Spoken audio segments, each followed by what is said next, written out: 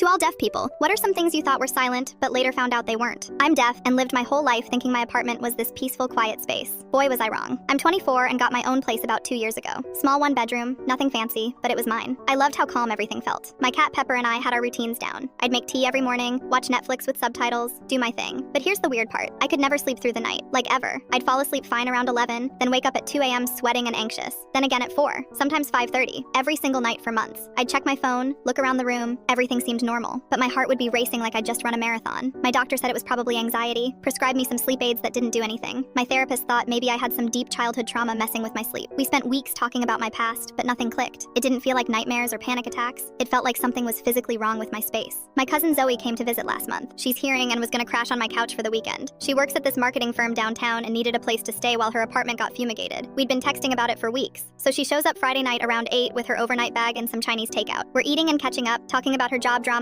and my new position at the graphic design company. Everything's normal. Then around 10, she starts looking around my apartment weird. "Mia, how do you sleep here?" she asks, making this disgusted face. I'm confused. I sign back asking what she means. My apartment's clean. I vacuum twice a week, change my sheets every Sunday. She walks into my kitchen and points at my fridge. That thing is dying a slow, painful death. I stare at her like she's crazy. My fridge works fine, keeps my food cold, ice maker works, no weird smells. It's making this horrible grinding noise, she explains, like a garbage disposal trying to eat a fork. How have you not noticed this? I tell her I can't hear anything obviously. She nods but keeps looking confused. But it's not just noise, she says. I can feel it vibrating through the floor. It gets really loud every few hours then stops. The whole kitchen shakes. That night Zoe couldn't sleep either. She kept getting up and walking around. Around 2 a.m. she shook me awake and pointed at the fridge again. Even from my bedroom I could see it shaking slightly. She unplugged it and we went back to bed. I slept through the entire night. First time in literally 8 months. Next morning Zoe and I did some research. Turns out when fridge compressors start failing, they make these crazy high frequency sounds. Like 80 decibel screeching noises that spike every few hours when the motor tries to kick in. Even though I can't hear it, the vibrations were traveling through my cheap apartment floors and walls, messing with my sleep cycle. My body was reacting to these random vibration bursts all night long. No wonder I kept waking up feeling like something was wrong. I called my landlord that Monday. He said 3 other tenants had complained about noise from my unit over the past few months. They thought I was running a washing machine at weird hours. Turns out it was my dying fridge the whole time. Got a new fridge delivered Thursday. That night I slept from 10 p.m. to 7 a.m. straight. Didn't wake up once. Pepper seemed more relaxed too. She'd been acting jumpy lately and I thought she was just getting old. Now I sleep like a normal person again. My anxiety's gone. I actually wake up feeling rested instead of exhausted.